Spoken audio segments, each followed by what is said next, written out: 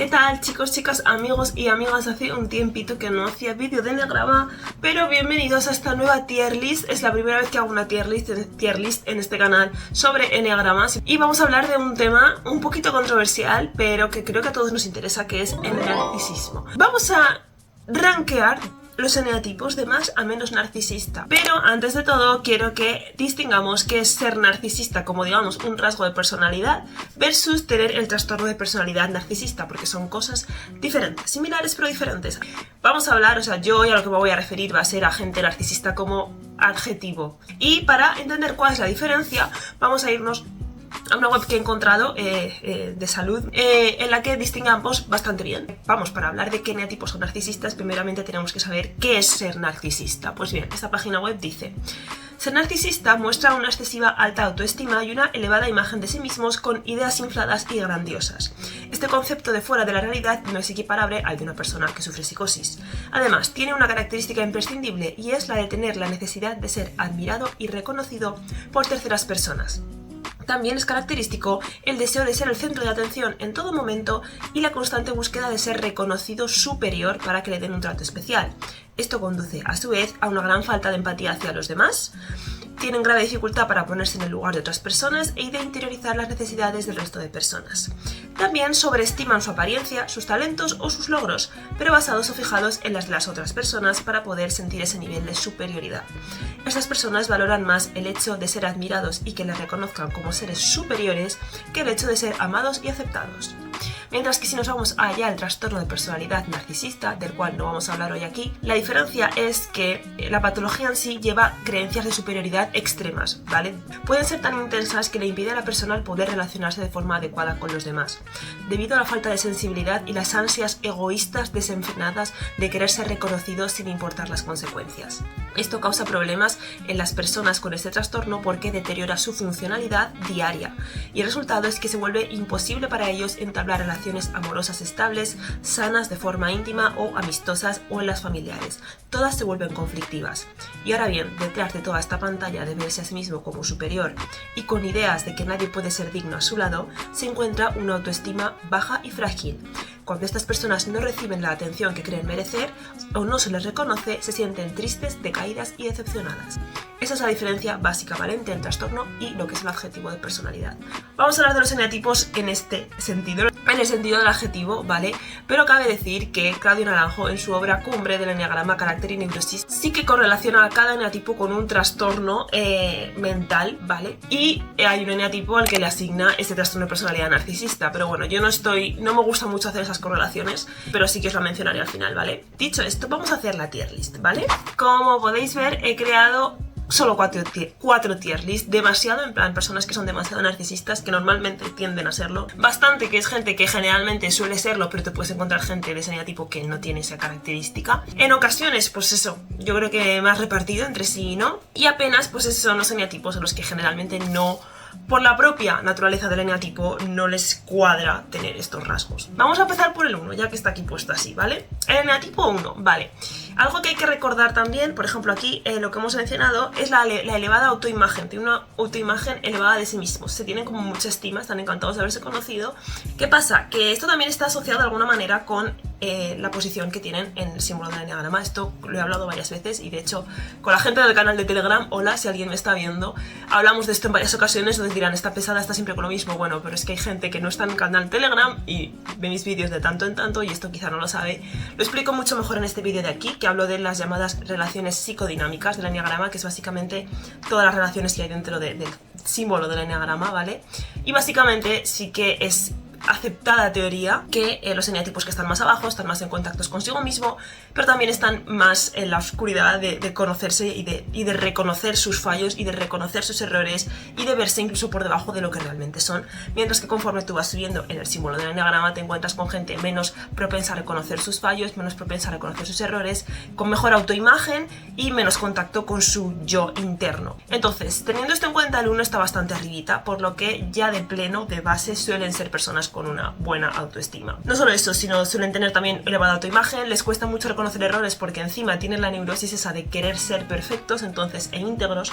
Entonces es como, ¿cómo me vas a corregir tú a mí si soy yo quien siempre corrijo a los demás, ¿no? Entonces, de pleno, este negativo 1 yo tiene que irse de bastante para arriba. Tienden al demasiado. Podría estar a mitad entre bastante y demasiado, pero están ahí. El 2 es muy parecido al 1, ¿vale? Es muy parecido al 1, pero es que encima su pasión es la sobreabundancia, es decir, pensar que son más de lo que son, pensar que tienen más de lo que tienen, que pueden dar más de lo que dan. Es un más de todo, o sea, los 2 sí que se les suele mencionar como uno de los eneatipos más narcisistas, generalmente. Por eso, porque tienen una elevada autoimagen, porque les cuesta muchísimo aceptar un error si es que lo hacen. Luego muchos de ellos también suelen ser bastante histriónicos y llamar la atención. Y luego lo de ser admirado y ser amado, pues sí, las dos cosas. Aunque bueno, en esta descripción que hemos leído ponía que les prefieren ser admirados y odiados que amados, porque sí, mientras que los 2 se van un poquito más a que necesitan ese amor y esa reciprocidad. Pero aún así yo con el 2 la verdad que no tengo dudas, me voy a demasiado también. El 3 es un caso muy curioso, os recomiendo ver la comparativa que hice entre el eneatipo 2 y el eneatipo 3, porque hay gente que tipifica a los 2 como 3 y a los 3 como 2. Yo creo, o sea, los 3 son curiosos porque yo creo que por fuera se parecen más a los 2, pero por dentro se parecen más a los 4, están ahí en medio. Los 3 viven en el autoengaño, ¿vale? Lo que significa que se creen la imagen que dan. Por dentro sí que es cierto que muchos 3 en realidad son muy inseguros, dependen muchísimo de la validación externa, mientras que los 2 generalmente se lo guisan y se lo comen ellos, o sea, no necesitan el amor, la reciprocidad, necesitan ser importantes en la vida del otro, pero no dependen tanto de esa validación de los demás, no son inseguros en ese sentido, los 3 sí. Por lo que los 3 no se me ocurriría ponerles en demasiado, aunque sí que pienso que hay muchos 3 que pueden caer en el trastorno de personalidad narcisista precisamente por esa dicotomía entre el exterior de sentirme superior, pero la inseguridad y la depresión de cuando no soy admirado como yo quiero. Pero hablando solo de rasgo de persona narcisista como adjetivo, fíjate que en un 3 creo que me iría en bastante, pero podría estar en ocasiones, ¿vale? O sea, podría estar como entre medio, porque por dentro sí que es cierto que les veo más inseguros, pero el tema de llamar la atención, sentirse superior, de necesidad de ser admirado, ahí en alta autoestima y elevada autoimagen están un poco en 50-50, ¿vale? Hay de todo, me he encontrado de todo. Vale, vamos al 4. A ver, el 4 es más tricky de lo que parece, ¿vale? Pero no es difícil, o sea, el 4 está abajo del todo en el eneagrama. La imagen que tiene la gente del 4 es que se desprecia mucho a sí mismo y bueno, es más complejo que eso, pero en suma sí. Muchos 4 no tienen alta autoestima, incluso si nos vamos al subtipo 4 sexual, que se supone que es así como el más combativo, el que más parece 8 o incluso 3 y demás, nos vamos también con una persona que precisamente siente la necesidad de competir y de compararse porque se siente inferior. El 4 es muy complicado en ese sentido y se va directo a apenas, o sea, se va directo ahí porque es muy difícil que un 4 sea narcisista. Si lo es, generalmente tiene muchos altibajos, o sea, lo veo muy difícil ser consistentemente narcisista, incluso con el tema de la empatía, o sea, los 4 tienen mucha empatía, sobre todo en negativa, en plan, las emociones negativas de los demás las sienten mucho, las comprenden mucho, y la elevada autoimagen no, o sea, los 4 tienen una imagen de sí mismos bastante distorsionada en general. ¿Desean ser admirados y amados? Sí, pero al mismo tiempo también les cuesta muchísimo aceptar cumplidos, no se creen cuando la gente los admira de verdad, hacen de menos todos sus logros, entonces es muy complicado que un 4 sea narcisista, o sea, es muy complicado, o sea, es que va en contra de prácticamente toda la neurosis del 4. Algo bueno teníamos que tener, por favor. 5, vale, el 5 es muy similar al 4, trata de estar más desconectado de sus emociones, lo que le da también cierta más objetividad respecto a sí mismo que el 4, o sea, un 5 tiene la imagen un poco más pobre de sí mismo, es sensible, está ahí al fondo del eneagrama, pero siento que a veces es más objetivo mirándose a sí mismo. Y luego también hay muchos 5 que tienen ese complejo de superioridad, muchas veces intelectual, ¿no? De decir, como yo me informo, yo sé más y esta gente no sabe. Entonces, lo podría poner en apenas, pero sinceramente me voy a ir a en ocasiones, ¿sabes qué? Solo por rellenar esta línea. Porque podría estar en cualquiera de las dos, ¿vale? Pongo en ocasiones porque yo creo que además es un tipo competente, asertivo. Eso, que trata de ver las cosas con un poquito más de objetividad, incluido a sí mismo. No son especialmente personas con una autoestima muy alta, pero sí que los puedo ver con un poquito de complejo de superioridad respecto a otros. Ser el centro de atención para nada, ser admirado y amado, la verdad que sin más, creo que no es algo que les preocupe en exceso. La verdad que con el 6 me pasa similar al 5, me parecen bastante, de hecho lo voy a poner ya al lado del 5, porque me parecen bastante similares, pero sin ese componente más turbio, ¿no? Del lado oscuro del enneagrama, estoy ahí súper en contacto conmigo mismo. El 6 sale más, entonces no es solo yo lo que yo pienso de mí mismo, es lo que es cierto, que es lo que les pasa al 5 y al 4. Muchos tienen complejo de inferioridad, tal cual, pero hay otros 6 que tienen bastante buena opinión de sí mismos. Yo creo que están ahí, en ocasiones. De hecho, yo creo que incluso entre subtipos podría variar mucho. Podríamos hacer esa tier list con subtipos también. El 7.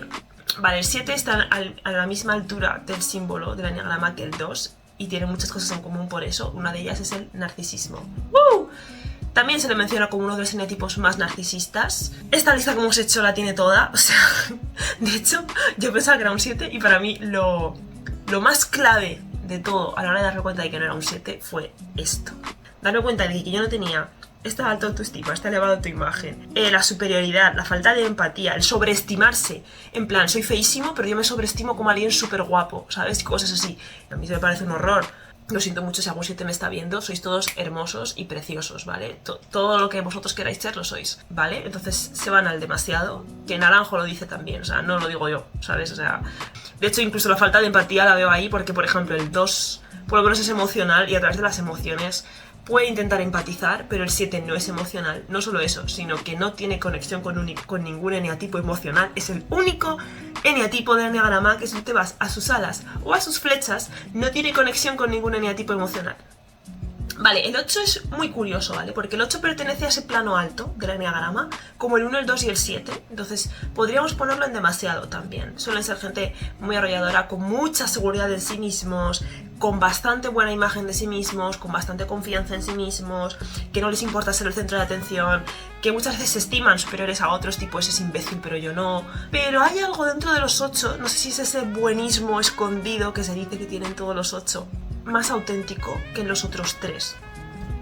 Entonces los voy a poner en bastante, que honestamente la mayoría de 2s se van a su flecha al 8, los veo muchísimo en la flecha al 8, pero los 8 suelo verlos más en la flecha 5 que en la flecha al 2.